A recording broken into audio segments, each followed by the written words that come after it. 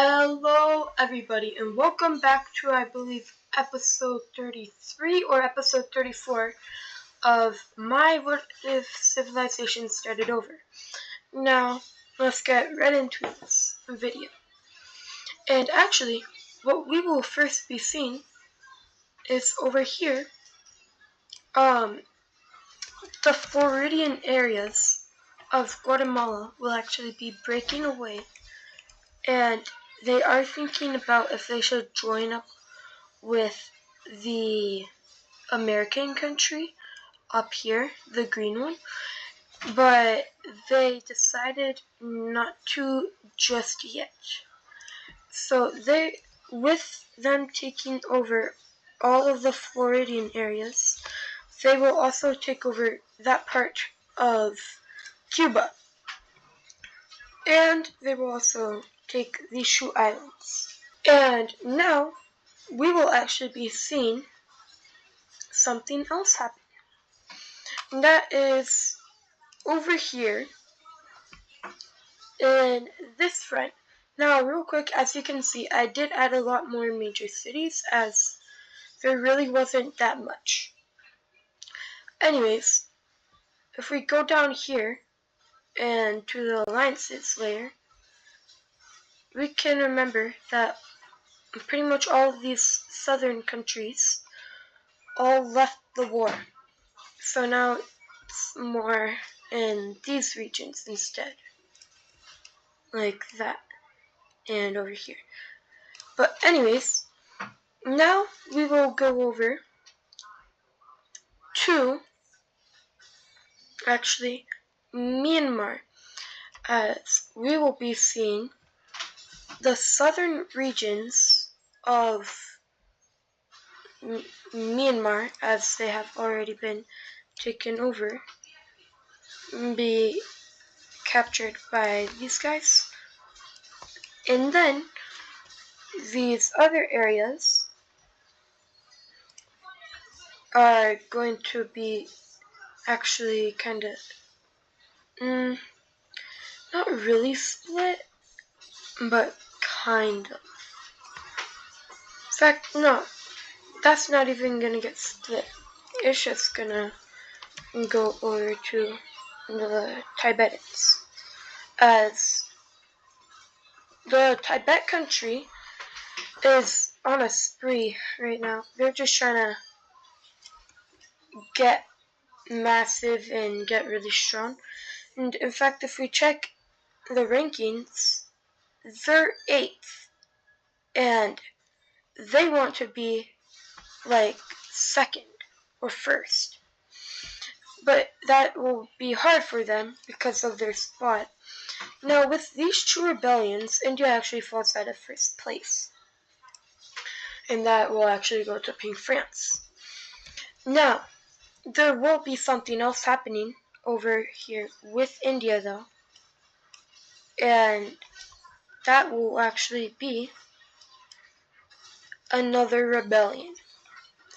Now, this one is actually gonna start more in the closer to the capital regions, because if we check real quick, now this is really the only divided spot for the religions. As we can see, the India border kind of follow over here with Tibet, kind of follows the religion. But over here, it does not at all. And in fact, these guys will also start up in the north, as that is a big region where it's not the main Indian religion, and they want to become their own country. So these two spots will quickly make progress into more Indian lands, and this country will actually start to go down to try and connect up with this green country, who's actually trying to supply this rebellion, as they do not want India in the top 5 anymore, or even in the top 10, because they want to gain land and beat India. So they will quickly go ahead and do that, and then we will see this region slowly make progress. And now at this point right here is where we see actually a third rebellion happen, or a second rebellion, sorry. And this one will be on the border of the Tibetans, as it's like the minority in this region of the religion that the Tibetans are. And like it's a very small minority, but over time it quickly grew through these areas. And in these northern areas, it's like 49 to 51 as like the minority. It's 49. So, yeah. But this is now um what this rebellion will get. And at this point, India is cooked. So the Green Rebellion that rebelled last episode sees this as their opportunity. So they go ahead and invade into India, and they quickly take over tons of land. And seeing all of this happen, the light brown rebellion will also quickly take as much land as they possibly can. And yeah, at this point, India can't come back. As the reason they didn't put up a fight was because they had already been way too severely weakened by these two, as they put too many forces into them, and these two regions were very populated, some of the most populated regions of India, so they kind of lost out a lot on that already. And then these two rebellions just dug their grave even deeper. So now, let's go ahead and see this peace treaty. And this is the peace treaty of this war. As we can see, the Green Indians got most of the land that they had taken. The Yellow Indians got most of the land that they took. And then the original Indians are now shrunken down to that little kind of microstate. And then, the brown, the true the true light brown Indian countries, which this one will actually get a new color because, yeah, obviously, it is not an exclave. I'll actually change it to I don't know. You know what? Sure. We will be making a gold Indian country right here. And so the Green Indians will annex all of their land, and then we now have to see these countries actually get their capitals, as I also forgot to give the other countries from last episode their capitals. Now, this country will have their capital in this spot right here. The Green Indians have their capital in that spot. The Yellow Indians have their capital in this spot right here. In fact, I'm going to change their color to be just a bit darker so we can actually see the major cities.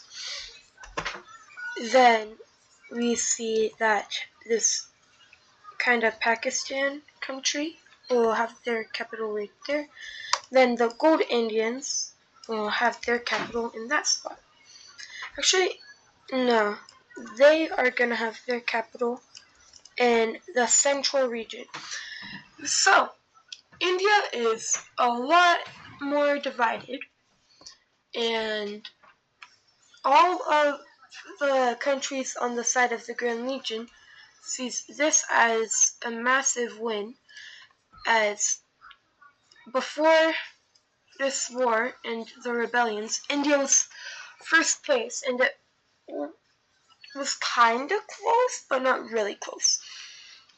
But now India, like the actual Indian country, like the successor, which is these guys, obviously, as they're the original India,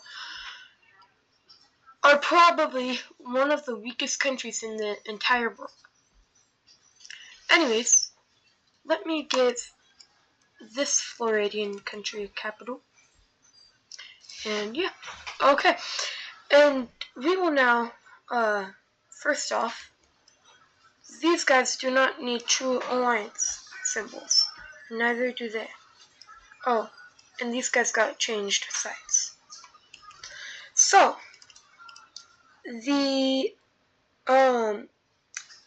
Italian Union, the Triangle Italian Union, which I will call it, and I'm calling it that because they got changed onto the triangle side, because the triangles took them over and made them a union. So, yeah, that is their name. And as we can actually see, Pink France joined the side of the Grand Legion, but this is going to be very hard for the Pink French to do anything, as they're also surrounded by a ton and a ton of nations on the side of the Sultanates. In fact, they're fully surrounded, besides for Scotland and Ireland. So, let's go ahead and see what happens. Now, surprisingly, the first thing that will happen will actually be the Brazilians being the first ones to invade into the Pink French, as they use their colonial advantage, as they have half of Panama, to make quick advances into this colony. And as soon as they get to around here is when there will be actually a rebellion that happens. Or is there? Yeah, there is. But actually it's over here. So this rebellion will be this light purple color. In fact, I'm gonna make it a little bit more of a different color to that. So these guys are quickly going to island hop and take over most of the Pink French's sea access. And then, following that, they will literally steal every island of the Pink French's over here, besides this one. So, next we will see that the Portuguese will quickly advance into these regions, or not the Portuguese, the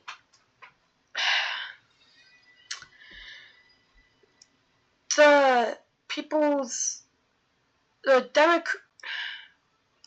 I need to come up with a good name for them. Should I just call them Iberia? Or, you know what, I'm gonna call them the Iberian Union. Yeah. So, the Iberian Union will make very fast advances, in fact, taking over their entire colony over here, and pushing them out of the Americas. And this leads to a few regions left for the Pink French to fight in. So that will not go too well for the Pink Finch over there in the Americas. But what will go well for the, I forget what shape that is, the Diamond Alliance, will be that the Ethiopians will push into the Sudanese country, as the Sudanese are not really strong at all. And yeah, so they will almost fully fall until Yemen comes and aids them. So yeah. Oh, and the Oman country will actually be aiding Yemen to aid the Sudanese. So then they will be able to push it back to around here before they are stopped.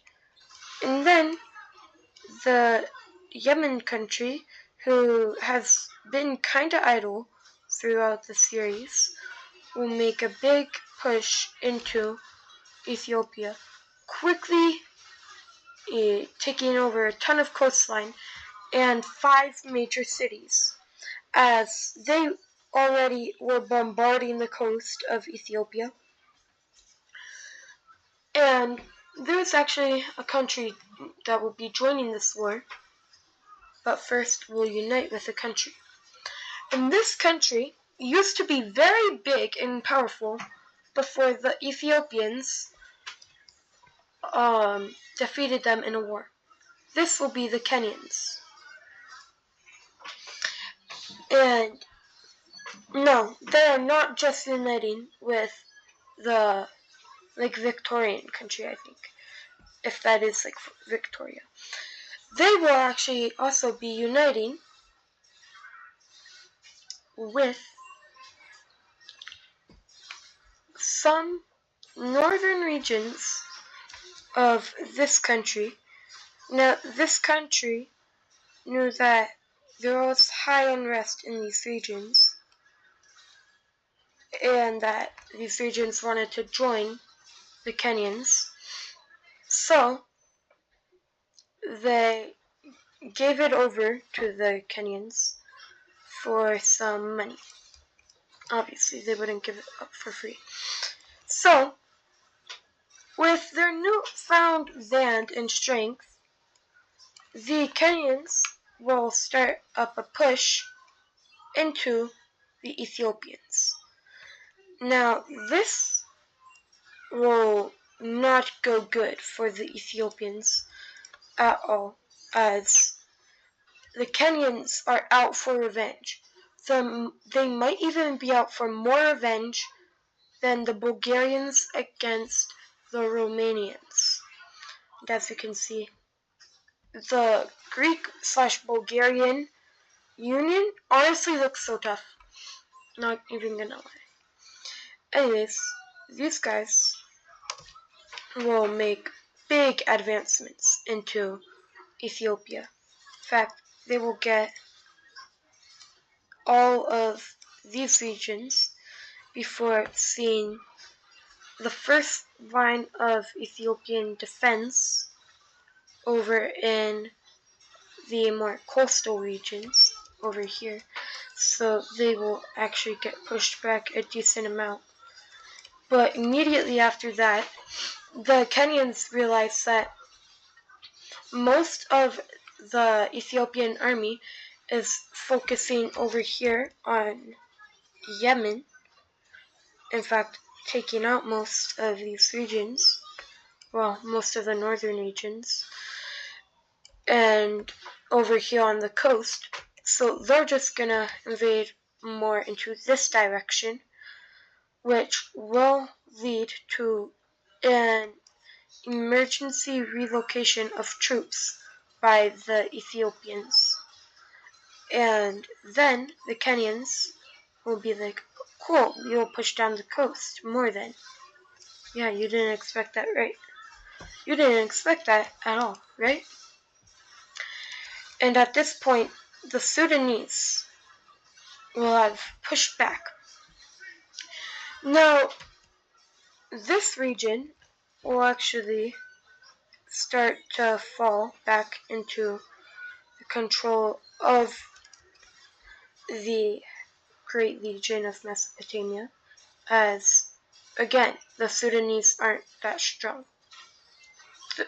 Their main purpose in this war is mostly to serve as a distraction for the sultanates. For the sultanates to have more advancements into the Great Legion. Now, this distraction over here actually causes a full pushback on this front. And seeing this, and how far the Great Legion has already pushed into this region, as most of their troops are in this spot, they decide to invade over here and cut off the coast. Now, there was like 20% of the Great Legion's army in that region. So as soon as the encirclement happens, they're gonna ring some alarms across the country and say, we need help. We need a ton of you guys to enlist. So most of the people that will enlist are in these two regions, as they're the most nationalistic, if that's the right word. Patriotic, I mean. And now, this region, there's probably like in these two regions combined, it's probably maybe 20 million people? No, 10 million people. And they see 500,000 of them join this war. Now, that is 5% of the people in these regions combined, which that's not even that bad, I would say. But yeah.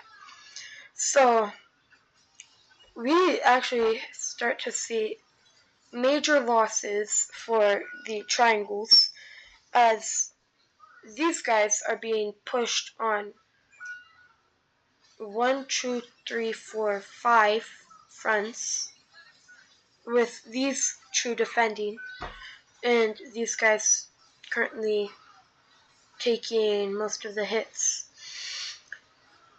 But anyways, going back to over here, it is not going well for the Ethiopians at all, as their troops are spread out so much. Like, half of their troops are in this region where they're not even getting pushed, and then half of their troops are in this region that's being encircled. So and most of their troops are in like these three spots, and that's why. And they're trying to make an emergency evacuation north. So around, it looks more like these are the amount of people still in those regions. Now they're more like in these areas. But right before they can escape, the Kenyans are actually gonna choose to make their encirclement go higher. So the first Ethiopian group was right there, and they saw the area get encircled. Now, they are gonna attempt to make an effort to push out of the encirclement, which actually almost works, as they cut off this side, but immediately the Kenyans are like, nope, you're not escaping through that spot. And they immediately just rush through the major city to take over those regions. And at this point, all of these regions have been taken. And it's really only like this, as most of the Ethiopian military that was in these areas is still alive. It's like 45% of, no, 80% of the people that were there are still alive. But now it's around 25% of the 50% of their guys. So around 12.5% were still alive. And then they got killed. So, massive defeat for the Ethiopians. And at this point, the Ethiopians are considering surrender. And there's something that will make them have to surrender. As the Ethiopians currently have other troops, kind of like this. So the Kenyans will actually push over in this spot as the Ethiopian troops are like that. And they're going to make a spearhead like this. And somehow sneak through here. Then they're going to do the same on this side, where they will actually get caught. But when they get caught, they will actually manage to make heavy pushes. In fact, they are going to wrap around, take out that Ethiopian military, and encircle the capital city. Now, how did Kenya, honestly, after uniting with those few areas, be around the 20th strongest country in the world, defeat the 7th strongest country in the world? Well, they were using as much patriotic as they were at this point when they invaded the Ethiopians, the second most patriotic country in the world, because they wanted that much revenge on the Ethiopians from what they did to them. And in fact, now that thing happened probably at least 300 or more years ago. Actually, yeah, a lot more. Probably like 800 at least. But they remember. They've read history books of it. And they take over the capital city. You want to know what they do? They find Dwayne Johnson. You want to know what they do?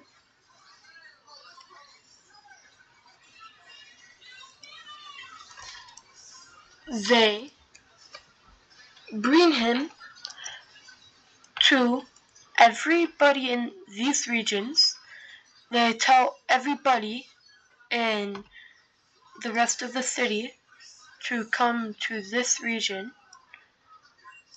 And then in this spot right here, while the rest of the crowd is right here, they kill Dwayne Johnson right in front of everybody. And then they immediately, and their idea of that was to have most of the population of the Ethiopians in one region, and then they could kill Dwayne Johnson and encircle the civilians. Now, actually, if we go over to the HDI map, the Kenyans have a 235 HDI ranking. But when they united with the Lake Victorians, that became like a 644, as they found out how to treat their citizens better. And then from all the stuff happening from this war, these guys dropped to like a 700. So, yeah.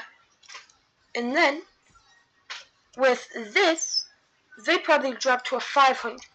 And these guys probably jumped up to like a 740. And now, we see the Ethiopians fully taken over by a country 5 times weaker than them, but 25 times more patriotic than them. So, they just got absolutely destroyed by the Kenyans. But now we will actually have to go over here as we see this region and break away. These northern regions, or actually these regions around like that, break away.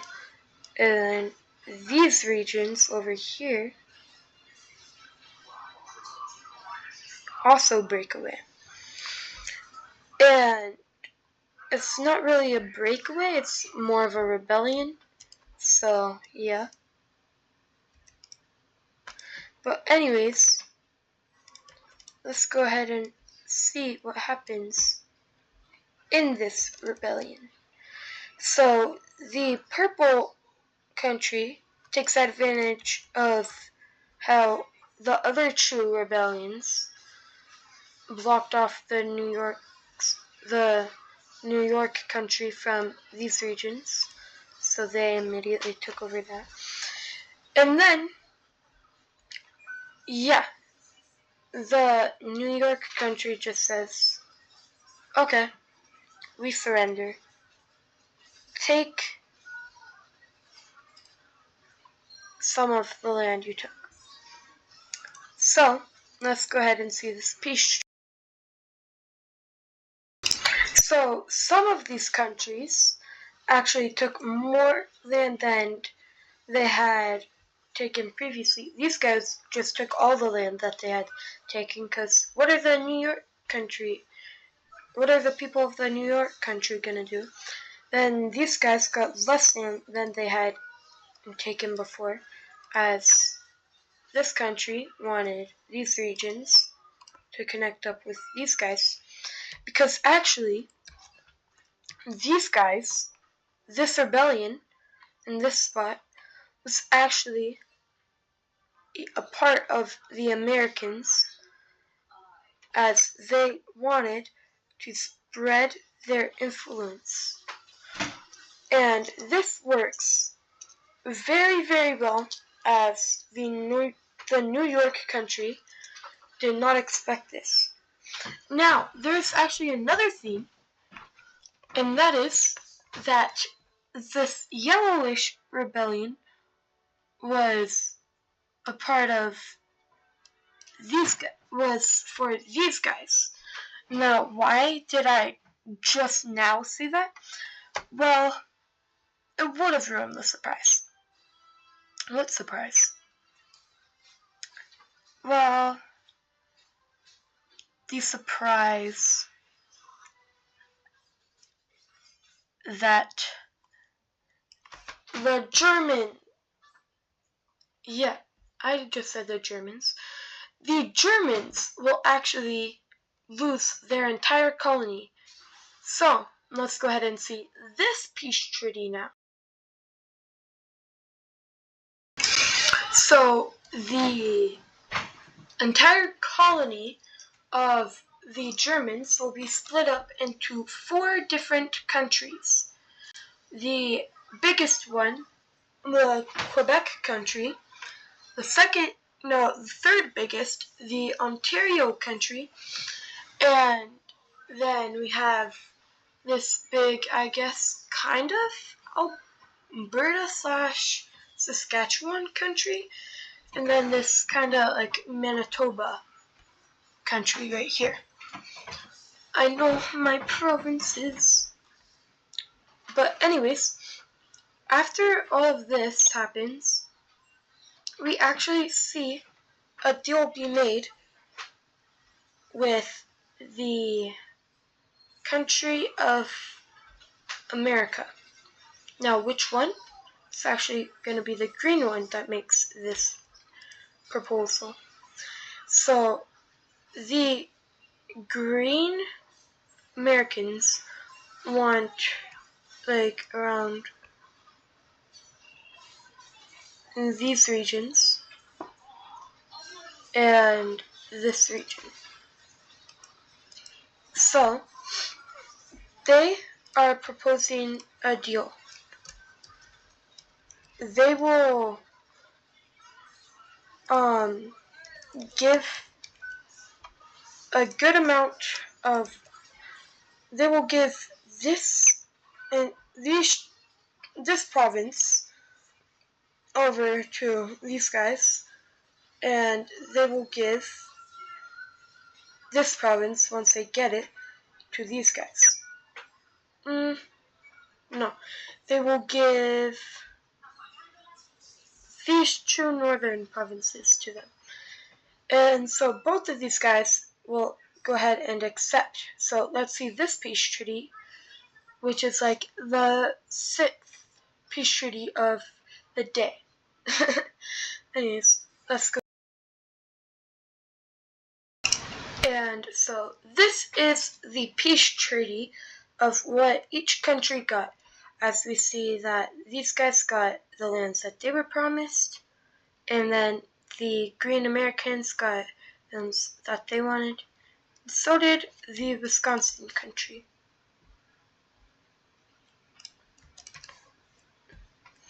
So, yeah, that is what happens in this region. And now, let's go back to the war. Oh, I just gave that to the wrong country. Let's go back to the war. So, yeah, that is the peace treaty over here. And now we will actually go over to the Greeks, who will make their first attack of this video. And it starts in the western regions of Romania. Then quickly, they make it a full frontline push. And they push up into this major city. Now, the reason why this is now happening is because, well, instead of Russia having a lot of their forces focused in to Romania, they have to have their guys scattered all over the place. So we actually see the Greeks make kind of web type patterns like such, and yeah, they end up just making pretty much their front line look like a tree, and they do this to like make it very hard for the Romanians to get to these lands. And now what they will do is they're gonna go one area at a time, like this, and then they'll wipe out this spot. Then they're gonna get this next area, and then there's one more area, the major city, in which they don't take, because then that means they would have to immediately start fighting into Russia, as their troops are very well trained. So the Sultanate said, immediately after you defeat Romania, start invading Russia.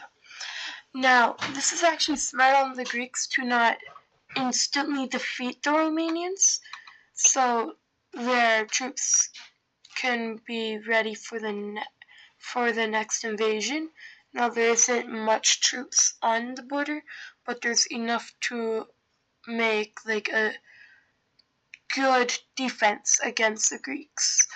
So they will be idle for 1 week before they end up taking the capital, as they are now ready.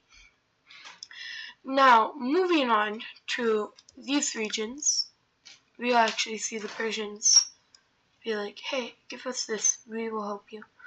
And the Crimeans say, okay, we will. And then the Persians will just start to make their invasions looking like this, as they will quickly push through all of these regions and looking like that. Now, this is a hard feat for the Persians, as they are pushing into some pretty cold lands now, and where they are, it isn't near as cold. So, once it gets to around here, is where we see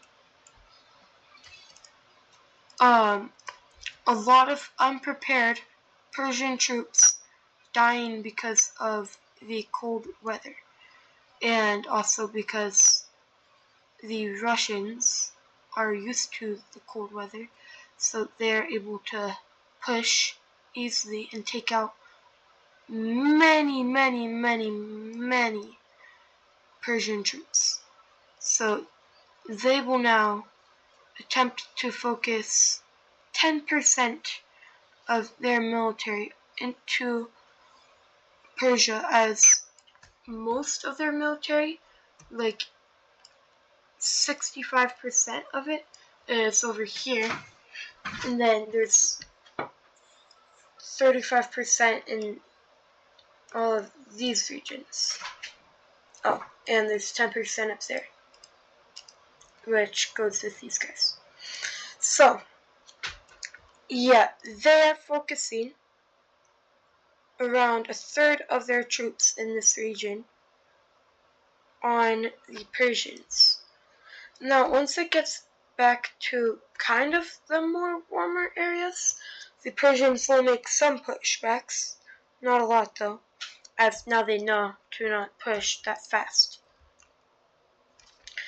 And after they are pushed to around here, the Grand Legion will actually lose a ton of their land to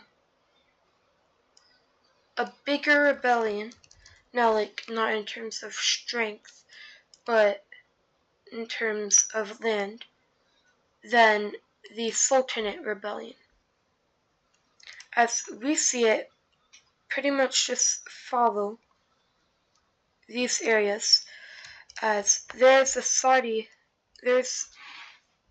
these lands that want to become a new nation, and the Saudi people know that they can just force the Great Legion into doing this, as if they don't instantly accept, they will have to be fighting against this rebellion, true, which has a ton of their own people that have their gear, so it's pretty much an even fight. So when it gets to this, which is pretty much just like the OG Mesopotamia, including some of these Turkish lands up here, because OG Mesopotamia was like this, was like these areas. So they just got severely crippled. And so crippled, in fact, they fall out of the top 10. I mean, they had already lost like 25% of their military in this spot, and they weren't gonna get back their access in this region. And then 25% of their military was in this spot, and before those things happened, they had already lost 25% of their military in battle. So at this point, they only have 25% of their original military remaining, while the sultanates have 83%. The Caucasus country has 97%, and the Greeks, actually, the Greek/Bulgarians have 91% of their original military. So this means that there's actually very low casualty rate on the side of the triangles, well, massive casualty rate on the side of the diamonds. And that is also shown in these regions, as there was really not much that happened over there. But over here is where there will actually be more success. Now, it's not going to be here. In fact, these guys will probably get cooked. But in the Papua New Guinea country, most of the countries around them hate them because they've taken land from them. So these guys will, with the help of the other Australian countries, quickly defeat these guys. Now, they will not be able to really pass this line, as it is way too defended. In fact, they say, we're just gonna block off, we are just gonna put all of our troops into these two provinces, so these guys cannot fully defeat us.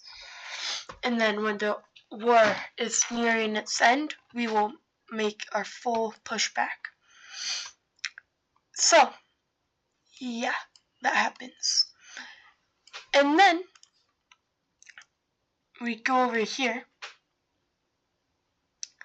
to actually, if we check the alliance layer, there is only, I think, 3 countries besides the Asian countries not annexed that are, or not taken over fully, that are on the side of the Great Legion. And this actually includes 2 kind of superpowers, I guess. One of them being the strongest in the world, and Russia probably being 6th strongest, I'd say, at this point. But they're soon gonna go down to like 8th. And then we got these buffoons over here in Asia. And in fact, this is where these guys start to be invaded. The pink Chinese. Now, this invasion will go surprisingly fast. Way too fast, in fact. The beige Chinese were thinking that this would be a very hard war for them to do. But they just took them over half a second. And they're like, okay, well, we're fully annexing you. Something is not right. They would not fall near that fast.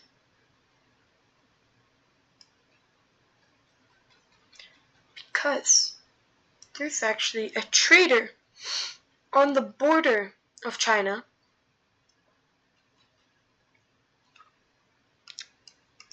Let's go to the alliances real quick. Now, there is a lot of countries that weren't in this war but also a lot of countries that were on the side of China. So why would Pink China just fall that easy? Well, Beige China actually didn't invade them that fast because they had to be cautious. They thought they'd get ambushed like halfway into their attack, or they were hiding in like forests waiting to attack from behind. But actually, there's a country that chose to straight up betray them, and that is Tibet. Now, how would this even help the Tibet country? The side of the Great Legion is already falling. There's really no point in doing that. Well, they haven't really even told the Beige Chinese that they have swapped sides yet. But the reason why there's no troops fighting in Pink China is because all of the Tibetan and Pink Chinese troops are waiting until the Beige Chinese are farther into the Pink Chinese regions. In fact, the Pink Chinese had a 55%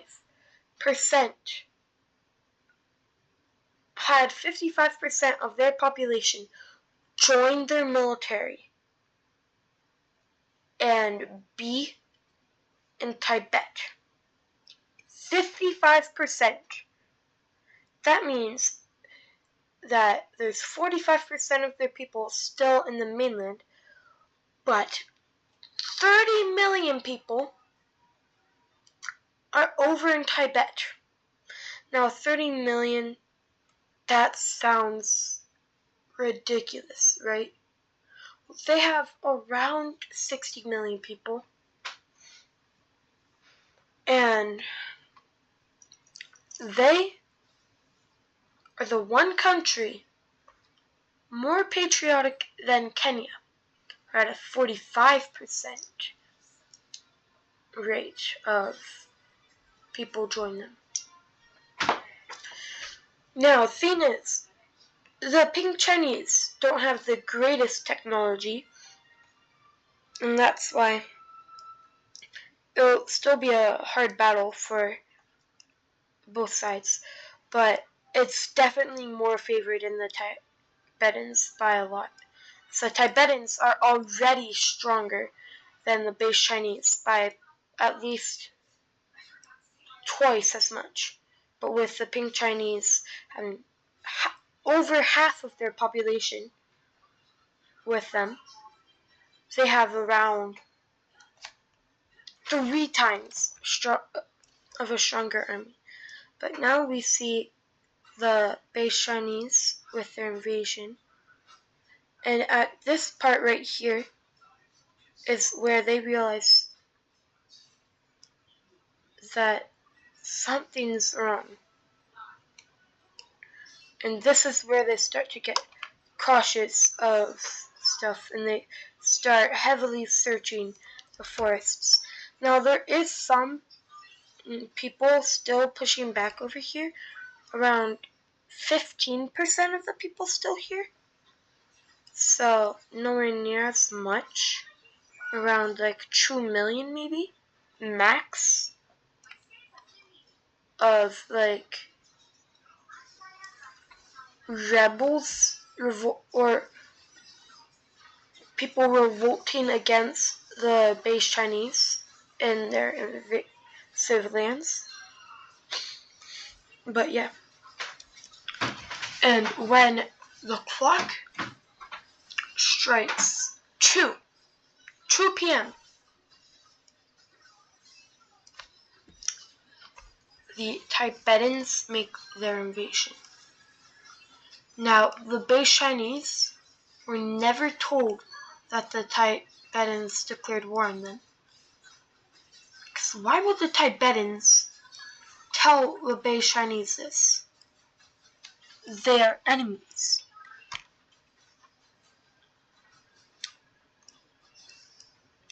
So, it takes a very long time before the Bei Chinese know that the Tibetans are invading them. And by the time they find out that the Tibetans have already reached the coastline.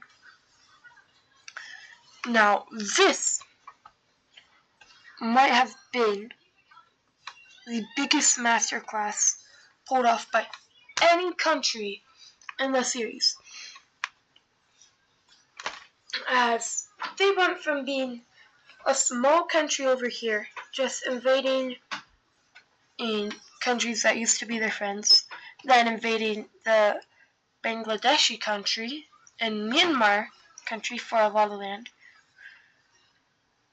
and becoming one of the top powers in the world, and then invading the 15th strongest country in the world. After pulling off an insane idea with a second country. And then when the Bei Chinese find out or when they start to bring their military back, the Tibetans have taken their capital and all land surrounding it. And at this point, the Bei Chinese have no other option than to surrender over to the Tibetans and Pink Chinese. So, the Tibetans have just shown off their strength, as the Chinese were also probably like 1.5 times the size of Tibet, or around that. So, every country around them is now scared, because what if the Tibetans invade these guys and just take over that? And these guys, and these guys. They don't even know if that will happen or not. That's what's so scary. And so, at this point, the Great Legion can no longer hold off, as they have lost too much of their land,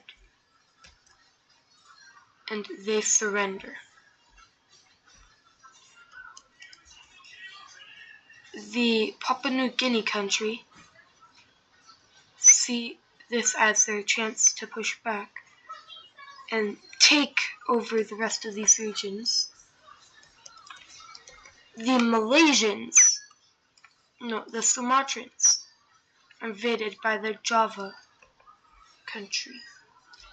The Russians, being the last country on the side of the Great Legion besides Ping France and Tibet, surrender. Now, the thing about Ping France is they were only looking to gain land in one region, Carthage. And do you want to know why? They just wanted the rest of the island. Yet they never just said, hey, can we trade for the rest of, I think, Sardinia, if I'm not mistaken. They could have just done that, and the Carthaginians would have accepted it for money.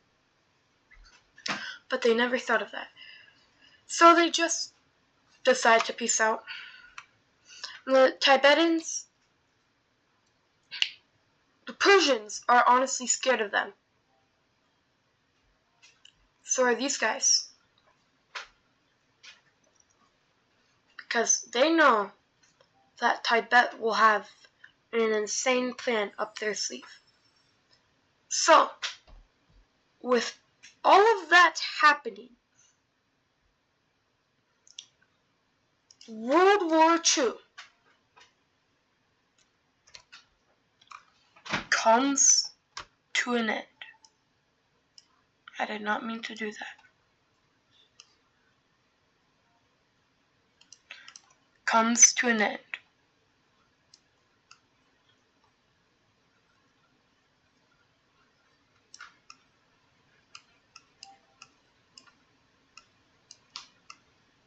So now, obviously these guys are gonna stick together because they're the trio. So now, let's go ahead and see this peace treaty. And this is the peace treaty of World War II. Real quick, over in the Americas, we have this country being independent, and we have a new kind of like Colombian/Venezuelan country. And then this is the Portuguese lands taken from the Pink French. And then over here, we see this country got changed a different color to show them as like a new country, I guess. Then Kenya takes a ton of land from Ethiopia, heavily crippling them. Looking like that. And then the Yemen country will take over those lands. And then a ton of land will be taken by the Sudanese over here in Africa, as well, this land deserved to go over to them as they were the ones that held it for pretty much the entire war. Then the sultanates gained so much land as they doubled their land in both Turkey and kind of doubled their land in Egypt. And they are, I'd say, honestly, a top 5 power because of all of the connections they have around the world and stuff. And yeah. And then the Caucasus country got that. And then the Persians got true spots of land from the Azerbaijani country. And they also got the spot of land from the Mesopotamians.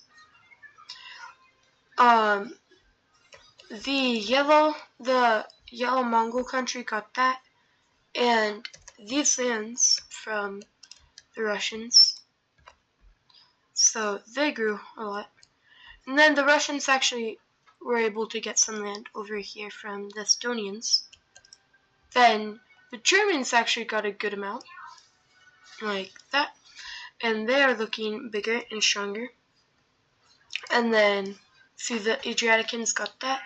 And, oh yeah, the spot that was taken over there was from the Pink French, because every country bordering them actually took some land as a consequence for joining the enemies. So yeah, and then the Greeks, although they have a beautiful border, and I love how I made them, and like I just also love how I made their major cities, the spots of their major cities. They will get a good amount of land. And honestly, they don't even look bad at all still. And yeah, and then there's a new, like, kind of, I guess, Hungarian-Romanian country. And then the Crimeans actually got a lot of land. They now have access to the Caspian Sea. And then if we go over to Asia, there's tons of changes. As you see, Tibet gets all of these lands. There's a new Chinese country right here. The Pink Chinese don't lose any land. Instead, they gain a massive amount of land. And then the Beige Chinese are very crippled. Oh yeah, and over here, that's not like that. Neither of these two countries is any land. And then, oh, actually, over here, these guys are not able to hold on to all of this, so they will actually lose that soon. But over here, we see that these guys got a ton of Pakistan, and then the other gold Indians got that. So, yeah, I will do this peace treaty, and then that will be it for this video. In fact, the peace treaty of this is pretty simple because it either goes over to these guys, and they're massive, or to these guys, and they're massive. Now there's a country that the Ethiopians like more, and that's the purple Australians. So that will fall over to them. And now they're the superpower of their continent. So yeah, they're probably the 15th strongest country in the world. But now the world looks a lot different. And if you liked this video, leave a like. If you want to see more of my videos, subscribe and turn on notifications. And like always, comment down your favorite country. That's all for this video, and I will see you in the next one. Peace.